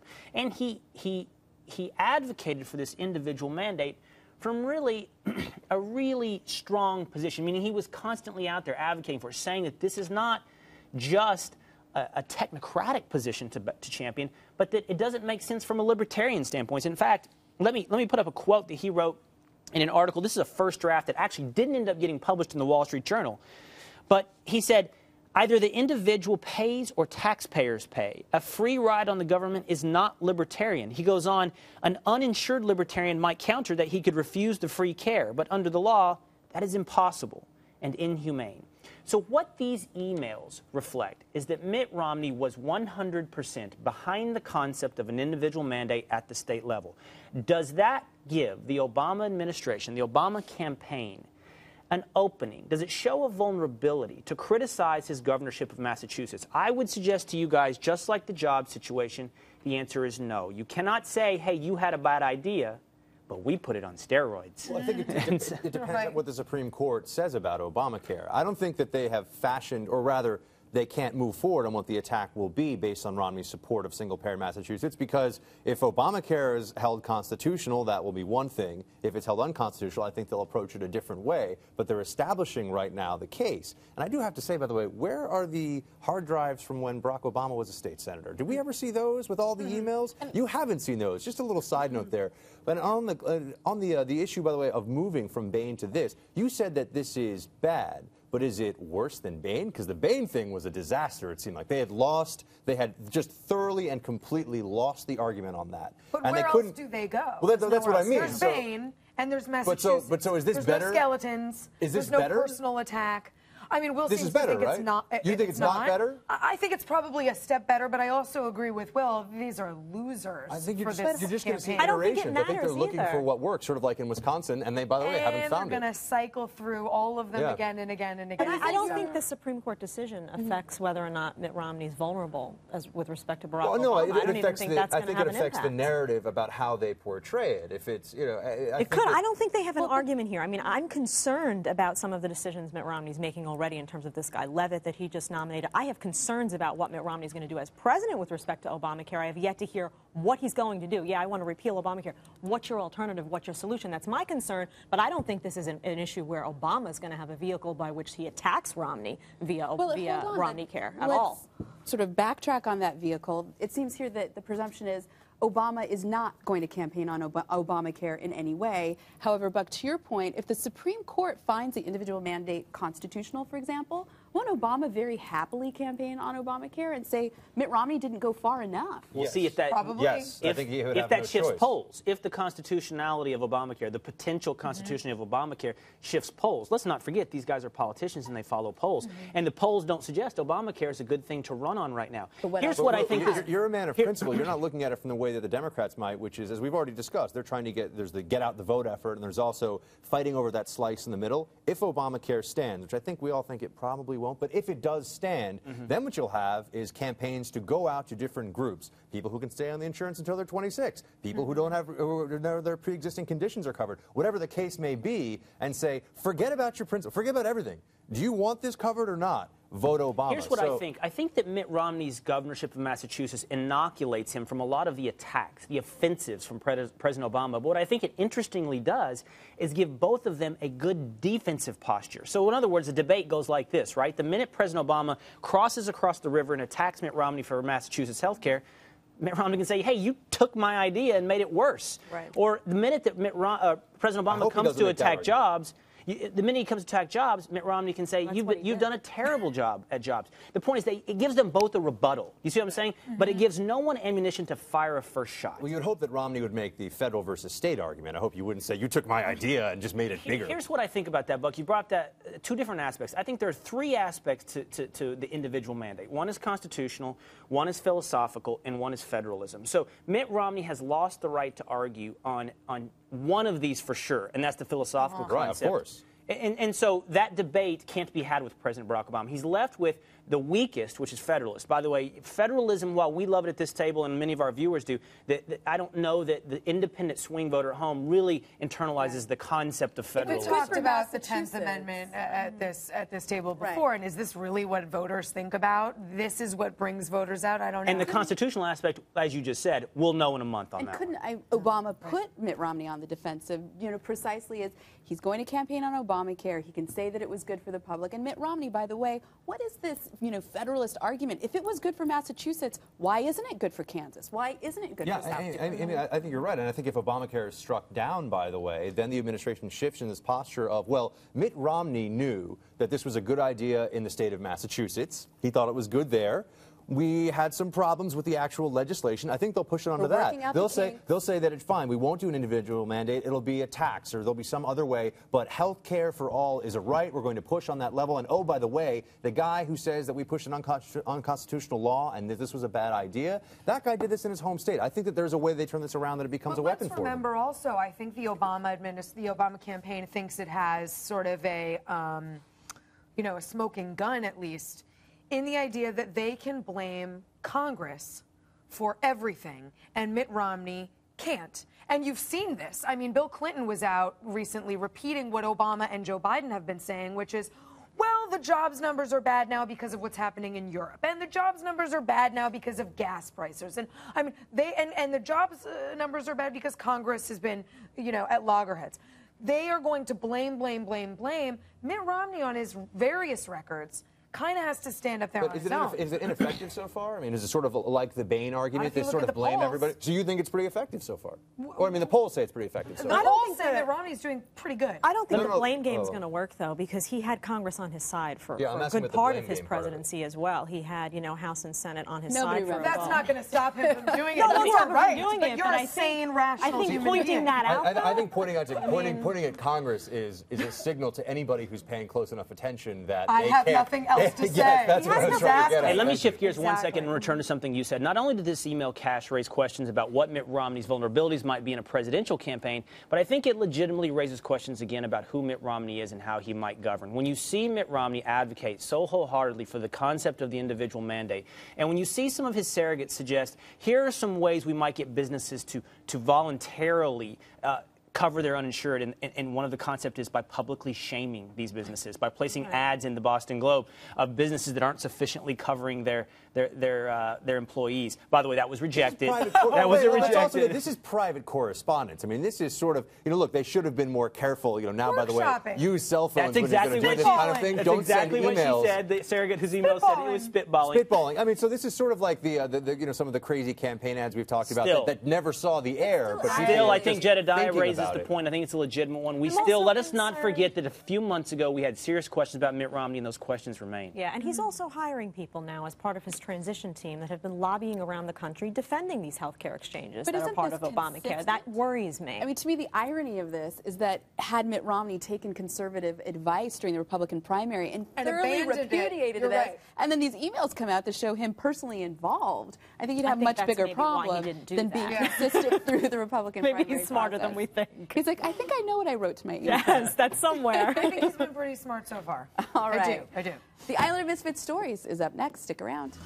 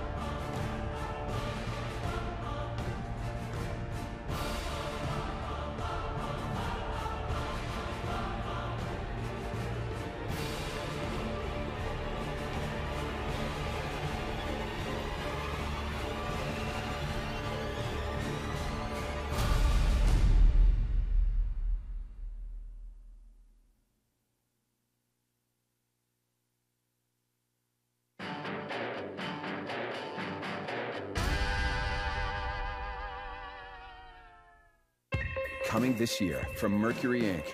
President Obama calls his childhood mentor Frank, but he was so much more. A writer, an entrepreneur, an activist, and a full-fledged communist. Author Paul Kanger reveals the untold story of the communist who changed America forever. Then, a publishing first, a 10-part ebook thriller series released over the course of 1 year. From New York Times bestselling author Chris Stewart. By June, the battle will be raging, not for the Oval Office, but for our souls. It's time to find a new way forward. The Ultimate Voter's Guide from Glenn Beck. In the fall, we turn to entertainment with 2 groundbreaking sequels. First, the young adult thriller Michael Vey, Rise of the Elgin. And then, the long-awaited sequel to Glenn's smash hit novel, The Overton Window, finally arrives. It's a year of education, entertainment, enlightenment, and of course, the election. All coming this year from Glenn Beck and Mercury Inc. New York City Mayor Michael Bloomberg, Colonel Bloomberg, is making the news again, and there's no better place to put it than in tonight's edition of the Island of Misfit Stories. So, Buck, you're up first. Well, we've talked about banning large containers of sugary drinks in certain situations. Now we're talking about something that you would think would go the opposite way, but it's not, and that is that Mayor Bloomberg has endorsed a proposal along with Andrew Cuomo's backing, the governor, and the district attorney's office and the NYPD to decriminalize small amounts of marijuana possession in New York City. I have to say, I wholeheartedly support this move. A little interesting backstory, though. It's not a lot of booing from this couple. Donuts, yes. Pot, yes. Donuts. Soda drinks, yes. But here's what's there's sort of an interesting backstory to this. Munchies. Beyond just the fact that simple possession, that jams up the system, causes all kinds of problems, and 50,000 people a year are arrested for this. So anyway, apart from that, the reason that they are actually pushing this is not because they think that prohibition of certain substances like marijuana is wrong. That's a separate discussion for a separate time. It's because of stop and frisk, which is the policy the NYPD has of basically stopping and frisking people. It tends to, I don't know how to say it. Excuse me. Yes, the name says it all. It's interesting because this has become an issue of some racial tension in the city because they say, community organizers and other leaders say that it or disproportionately targets minorities, and so they're pushing for the decriminalization of marijuana because of the fact that when you add that into stop and frisk, it disproportionately targets minorities for arrest. So it has nothing to do with legalize, don't criminalize, weed should be legal. It's actually sort of more of a basic civics and social justice issue. So there we have it, decriminalize. It hasn't happened yet. They're pushing this. But when you have the NYPD saying we don't really want to do this, I think the state legislature in New York might go for it. Remind me what's bad about Andrew Cuomo? I'm having trouble. I'm serious. Start reminding cheating on his wife, Jedediah. Yeah, good one.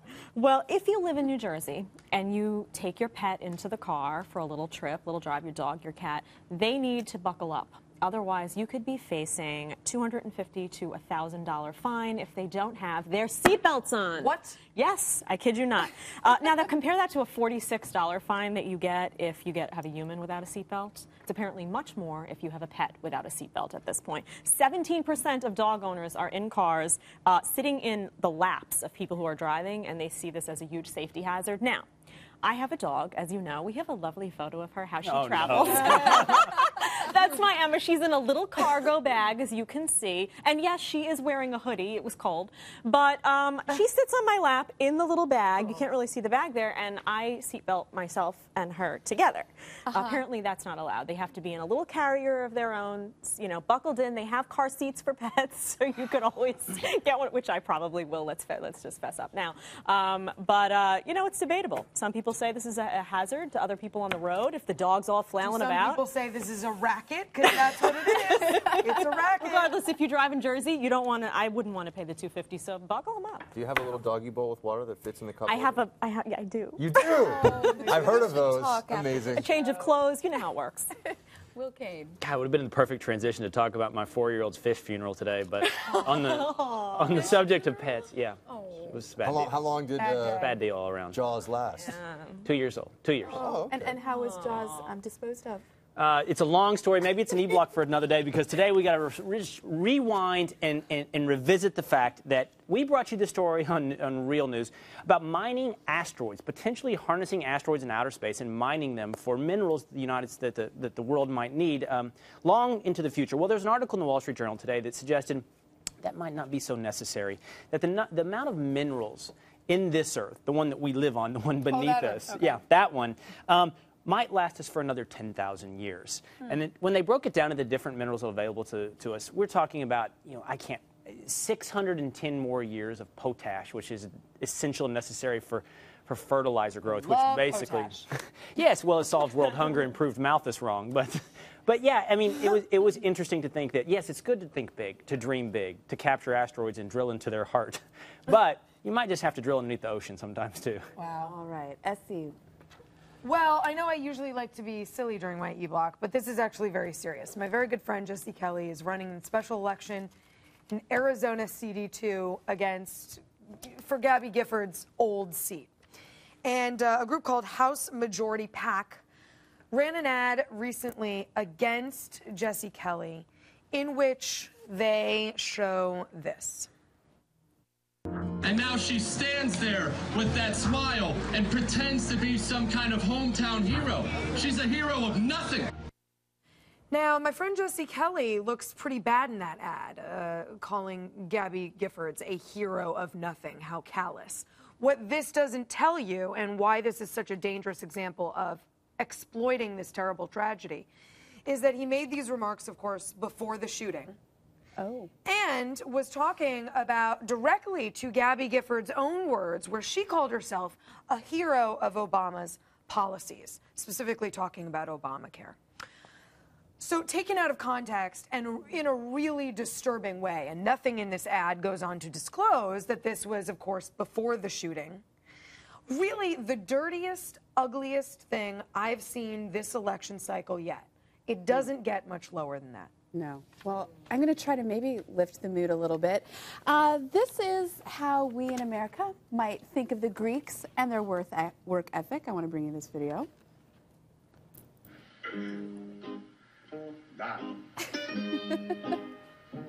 This is a clip from Zorba the Greek, Anthony Quinn very famously dancing. You see him in his shirt sleeves and tie.